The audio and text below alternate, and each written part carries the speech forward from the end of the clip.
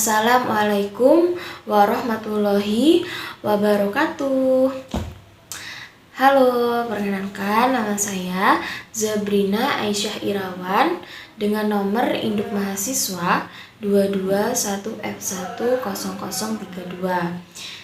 Saya dari Prodi Pendidikan Luar Biasa atau PLB dari Universitas Argapuro PGRI Jember. Jadi tujuan saya membuat video ini sebagai pemenuhan tugas ujian akhir semester dari Bunda Sugihartati, mata kuliah Pendidikan Anak Tunanetra. Jadi di sini saya akan membahas beberapa materi tentang anak tunanetra dan berikut ini adalah penjelasannya. Oke, jadi di sini saya akan membahas tentang alat pendidikan bagi anak disabilitas netra. Yang pertama ini ada alat pendidikan bagi anak disabilitas netra atau buta total. Yaitu alat pendidikan bagi anak disabilitas netra ini dibagi menjadi 3 bagian, yaitu yang pertama pendidikan khusus, kemudian yang kedua alat bantu, dan yang ketiga alat peraga. Alat pendidikan bagi anak disabilitas netra ini antara lain yang pertama ada riglet dan pena, yang kedua ada mesin tik braille, kemudian komputer dengan program braille, kemudian ada printer braille, kemudian 5 ada abacus, kalkulator bicara, kemudian kertas braille, penggaris braille, kompas bicara.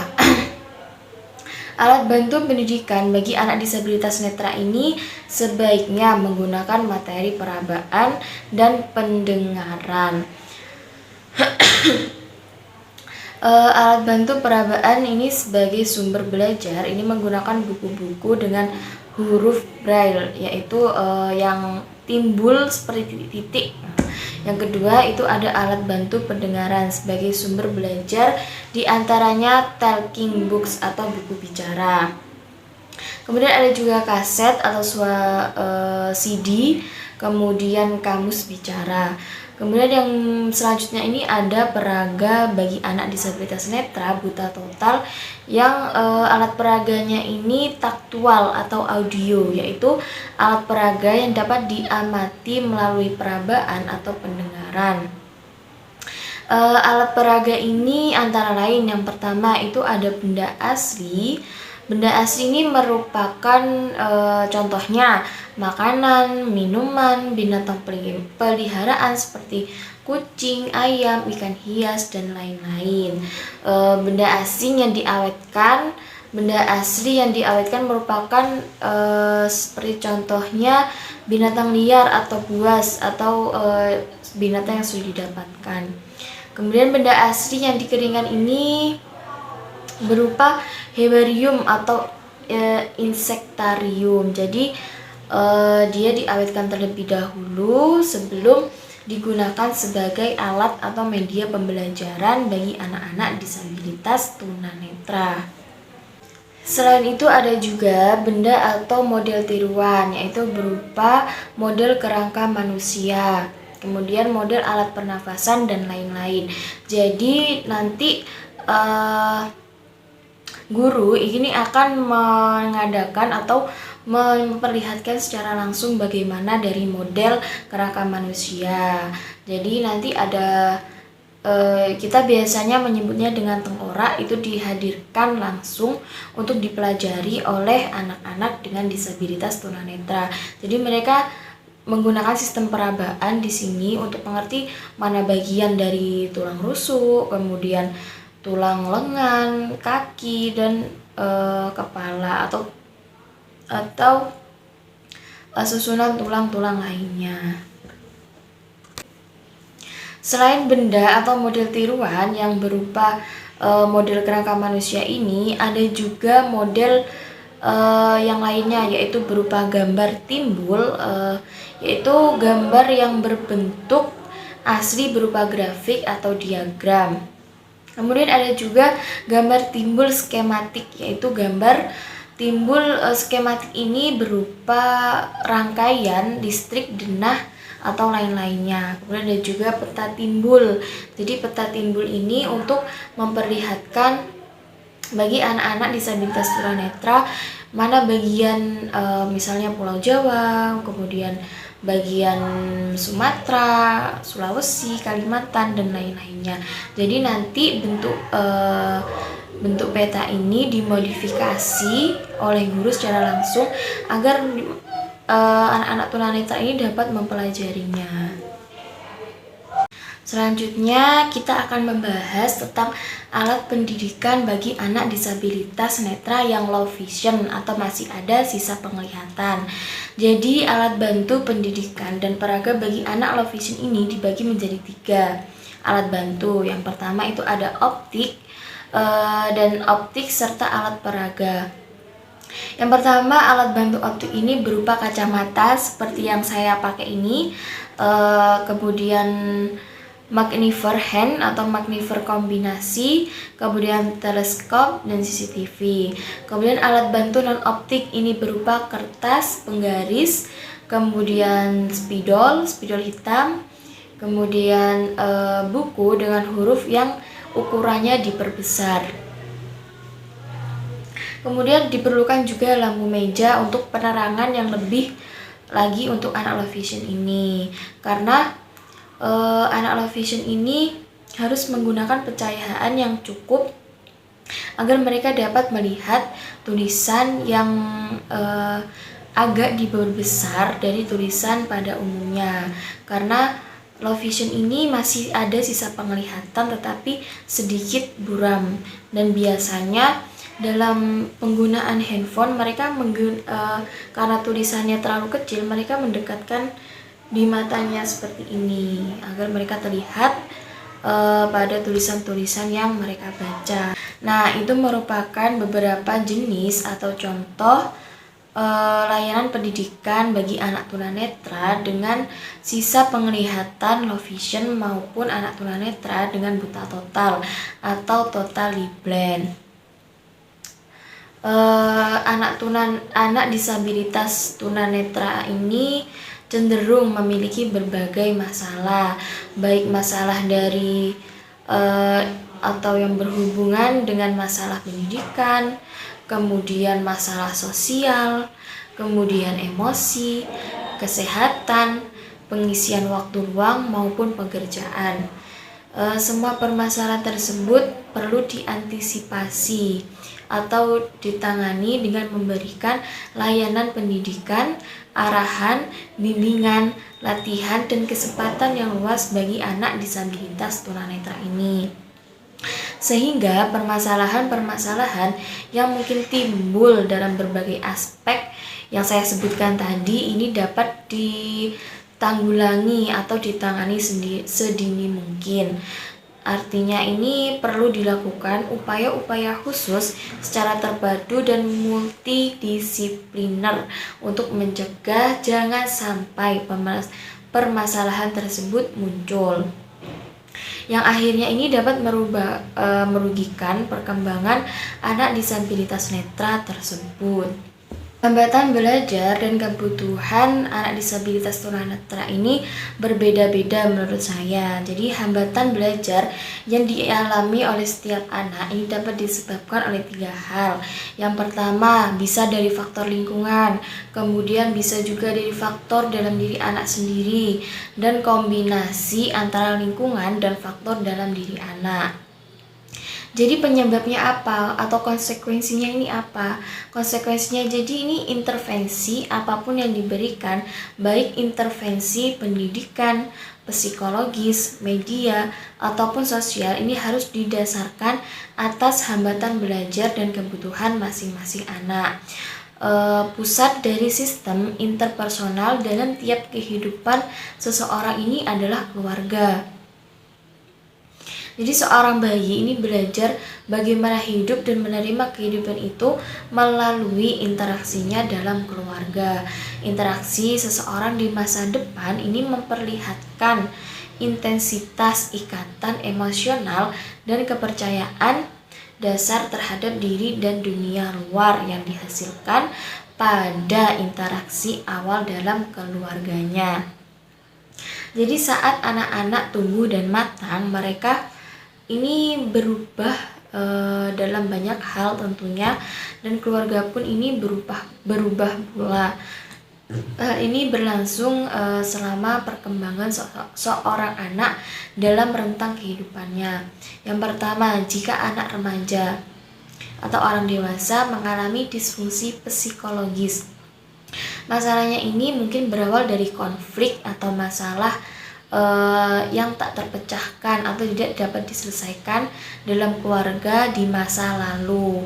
Jadi masalah keluarga, terutama seorang ibu, merupakan gejala interpersonal atau dari dalam kondisi emosi salah satu anggota keluarga sangat berpengaruh pada setiap anggota. Jadi sebagai contoh, misalnya salah satu anggota keluarga emosionalnya ini tidak dapat istilahnya itu emosionalnya tidak dapat dikendalikan. Contoh, seorang ayah tidak dapat mengendalikan emosionalnya, maka ini akan berdampak pada anggota keluarga yang lainnya, seperti entah itu istrinya, entah itu anaknya, maupun anggota keluarga yang lainnya.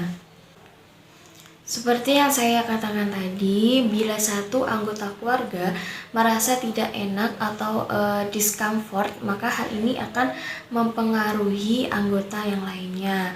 Kondisi keluarga ini dapat dianalogikan atau diumpamakan dengan kondisi individu dalam keadaan homostatis. Jadi dalam konseling atau terapi, keadaan homostatis ini struktur keluarga anak-anak merupakan emosional produk dari kedua orang tuanya. Perilaku manusia, terutama anak dengan hambatan penglihatan, merupakan hasil belajar sehingga dapat diubah dengan memanipulasi dan mengkreasi kondisi-kondisi belajar anak. Jadi pada dasarnya proses konseling ini merupakan suatu penataan proses atau pengalaman belajar untuk membantu individu agar dapat merubah perilakunya. Supaya apa? Supaya dapat memecahkan masalahnya sendiri. Prinsip pengajaran pada anak-anak disabilitas netra ini harus berdasarkan keterbatasan dalam hal variasinya dan keluasan pengalamannya. Keterbatasan dalam hal mobilitas dan keterbatasan dalam hal yang lainnya. Hal mobilitas dan keterbatasan dalam interaksi dengan lingkungan untuk memenuhi kebutuhan tersebut. Maka diperlukan 3 prinsip, yaitu yang pertama pengalaman konkret, kemudian yang kedua penyatuan antar konsep, dan yang ketiga belajar sambil melakukan. Jadi apa sih pengalaman konkret? Jadi pengalaman konkret ini karena kendala dalam penglihatan, maka anak disabilitas netra memerlukan pengalaman yang konkret. Dikarenakan penglihatan yang terbatas, maka beberapa objek ini nyaris tidak dapat dipahami secara konkret, seperti objek yang terlalu besar dan jauh. Contohnya yang pertama, gunung, matahari, bulan, serangga, dan yang lain-lain. Selain itu, anak disabilitas netra juga mengalami kendala dalam mengamati benda melalui perabaan, seperti zat kimia, api atau gas yang juga tidak dapat mungkin dipahami secara konkret melalui penglihatan yang mereka punya. Jadi untuk memahamkan hal tersebut, maka diperlukan berbagai teknik modifikasi agar anak disabilitas ini paham. Salah satu caranya yaitu dengan memberikan ilustrasi atau analogi yang memungkinkan konsep-konsep tersebut dapat dipahami dengan baik oleh anak disabilitas netra. Hal ini perlu diberikan guru agar anak disabilitas netra ini dapat mengalami secara nyata dan tidak hanya memahami secara verbalis atau verbal saja. Yang kedua, ini ada penyatuan antar konsep. Jadi sebagian besar pengalaman dan pemahaman ini diperoleh dari informasi visual dan non visual. Ini diperoleh dari indera selain mata. Maka dari itu perabaan ini berperan sangat penting tentang objek yang tidak bersuara. Jadi objek yang harus dipahami melalui perabaan ini dapat dikategorikan objek yang kecil atau dapat dijangkau oleh perabaan dalam telapak tangan, dan objek yang besar atau di luar jangkauan telapak tangan. Jadi teknik ini disebut dengan teknik perabaan analistik atau analistic touch. Kemudian ini belajar sambil melakukan atau learning by doing. Prinsip belajar sambil melakukan atau learning by doing ini berkaitan erat dengan prinsip pengalaman konkret dengan praktek secara langsung. Jadi ini untuk memahami benda di luar jangkauan telapak tangan, maka peran teknik perabaan sintetis atau synthetic touch ini sangat penting. Dalam teknik perabaan sintetis ini dilakukan dengan meraba bagian demi bagian dan kemudian secara keseluruhan dibentuk berdasarkan informasi bagian-bagian tersebut. Sebagai contoh nih, dalam memahami hewan gajah.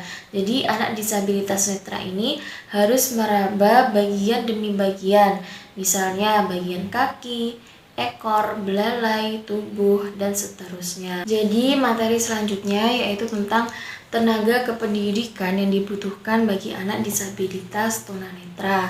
Yang pertama itu ada guru, kemudian ada psikolog, kemudian ada dokter mata, dan yang terakhir ada optometris. Jadi guru ini dikualifikasi menjadi SGPLB, Sekolah Guru Pendidikan Luar Biasa Sarjana. Jenjangnya S1 PLB yaitu Sarjana Pendidikan Luar Biasa, kemudian Sarjana S1 bukan PLB tetapi memiliki latar belakang keahlian tertentu atau khusus yang dibutuhkan anak disabilitas netra. Contohnya seperti pendidikan agama, kemudian kesenian seperti musik, message, dan lain-lain. Guru sekolah umum yang diberikan training minimal 6 bulan. Yang kedua, psikolog. Jadi psikolog ini diperlukan untuk mengetahui sejauh mana kemampuan inteligensi anak disabilitas tunanetra ini dan membantu guru dalam pembuatan asesmen yang bertujuan untuk mengetahui di mana kelemahan dan kelebihan anak tunanetra ini, sehingga dapat diketahui apa yang menjadi kebutuhan anak bagi pendidikan anak disabilitas tunanetra. Yang ketiga yaitu dokter mata. Rekomendasi dari dokter mata ini sangat diperlukan bagi lembaga penyelenggara pendidikan untuk anak disabilitas tunanetra, karena rekomendasi yang menerangkan bahwa seseorang anak yang mengalami hambatan dalam penglihatan adalah seorang dokter. Kemudian yang keempat ini ada optometris. Optometris merupakan kemampuan penglihatan anak disabilitas netra. Data ini diketahui salah satunya dari hasil asesmen klinis yang dilakukan oleh optometris. Jadi kondisi penglihatan anak disabilitas netra ini dapat diketahui melalui laporan hasil asesmen, misalnya mengenai ketajaman penglihatan, kemudian lantang pandang, kebutuhan media baca, tulis, dan alat bantu yang diperlukan ini sesuai dengan kebutuhan anak. Alat peraga ini diperlukan dengan menempatkan pada kelas-kelas tertentu. Kemudian kita akan membahas tentang pelayanan khusus yang dibutuhkan pada anak disabilitas tunanetra. Jadi bagi siswa atau mahasiswa yang mengalami hambatan visual ini baik yang buta total, totally blind, maupun masih ada sisa penglihatan atau low vision, ini sangat sulit untuk memahami segala hal secara signifikan. Jadi menurut American Foundation for the Blind, mahasiswa yang mengalami hambatan visual ini membutuhkan seseorang guru yang bersertifikat dan seorang ahli yang ahli dalam orientasi mobilitas. Yang pertama, ini selalu menggunakan nama saat berinteraksi bersama mahasiswa. Dengan cara inilah mereka akan tahu kita sedang berbicara dengan mereka. Sebagai contoh, "Hai Sabrina, ini saya Ibu Tati," dan seluruh teman-teman sekelas melakukan hal yang sama. Kemudian yang kedua, gunakan kata-kata yang menunjuk pada penglihatan. Jadi jangan hindari kata-kata seperti lihat dan lihat, sama seperti mereka yang terlihat. Kata-kata ini harus menjadi bagian dari kosakata siswa buta untuk berkonotasi bagaimana mereka melihat. Apakah dengan sentuhan, kemudian membawa hal-hal dekat, atau dalam percakapan normal. Seperti katakan, "Sampai jumpa nanti ya." Itu sebagai contohnya. Kemudian yang ketiga, jangan memberi isyarat, selalu verbalisasi saat menulis di papan tulis. Selalu ungkapkan apa yang ditulis sehingga siswa ini memiliki akses ke informasi itu, dapat mengikutinya. Jadi gunakan konsep-konsep posisional dan terarah seperti di atas, di bawah, di belakang, di depan, kanan, kiri, dan lain-lain. Jadi kita menggunakan kalimat-kalimat deskriptif seperti bola ada di samping pintu, alih-alih bola ada di sana, karena siswa tidak dapat melihatnya. Jadi harus lebih jelas. Kemudian yang keempat, hindari bertanya apakah seorang siswa dapat melihat. Hindari pertanyaan pada siswa yang buta. Misalnya seperti ini, "Bisakah Anda melihat benda ini?" Sepertinya mereka bisa melihatnya, tapi gantilah dengan pertanyaan, "Dapatkah Anda menemukan benda X?" atau "Dapatkah Anda melihat beberapa bagian benda ini lebih detail?" Yang pertama, ini guru harus menempatkan tempat duduk yang strategis. Jadi guru memahami sisi kuat dari penglihatan siswa. Jika siswa melihat dengan sisi mata kiri, maka siswanya dudukkan di sisi kanan kelas dan jauh dari jendela. Tempat duduk ini menghadap ke sumber cahaya matahari. Idealnya ini di belakang mereka. Kemudian yang keenam, ada kontras. Jadi kontras ini guru harus menggunakan warna-warna yang kontras untuk semua hal dengan konsep berani, besar, dan sederhana. Gunakanlah bola terang dan kontras dengan lantai dan tangga dari awal hingga akhir diberi warna yang kontras, biasanya kuning. Kemudian yang nomor 7 ini, ikuti pemimpin saat anak mengantri.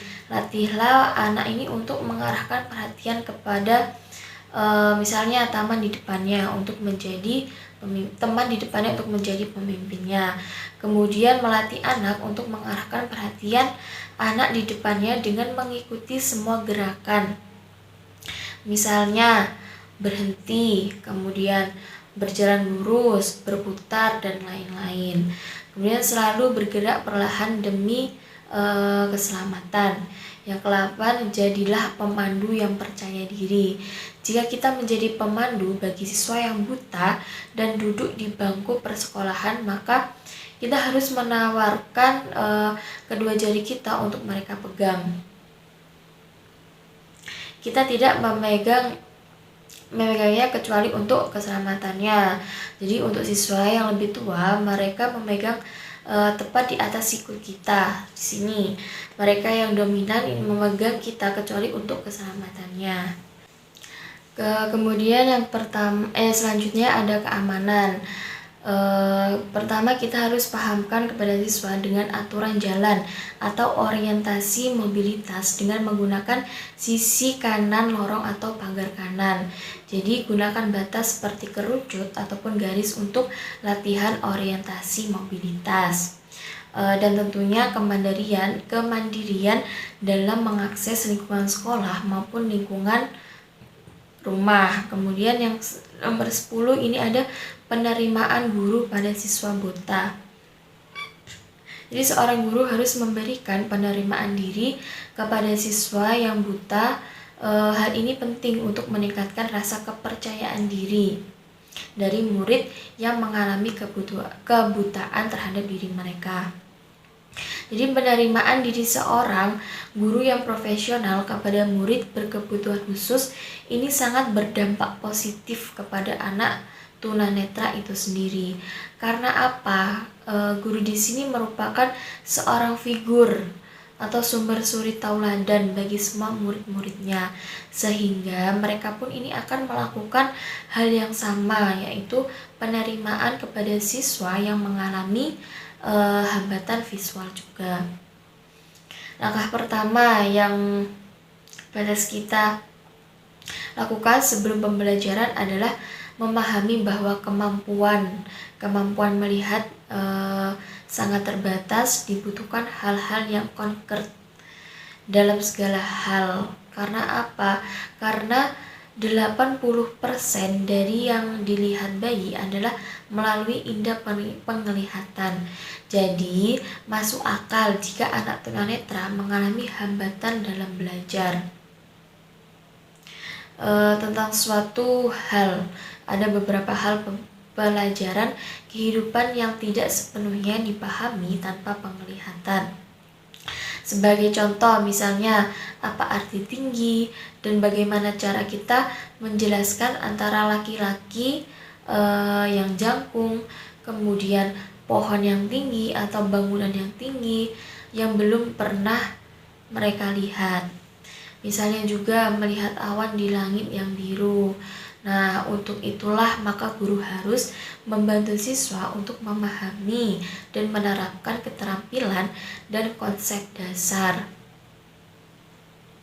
Seperti putaran misalnya, anak tunanetra diajarkan bahwa koin bulat, bola bulat, dan ban itu bulat. Ini adalah beberapa objek yang bulat, walaupun mungkin siswa ini tidak sepenuhnya memahami bagaimana itu berlaku untuk semua benda-benda, karena masing-masing benda kan mempunyai ukuran atau bentuk yang berbeda-beda.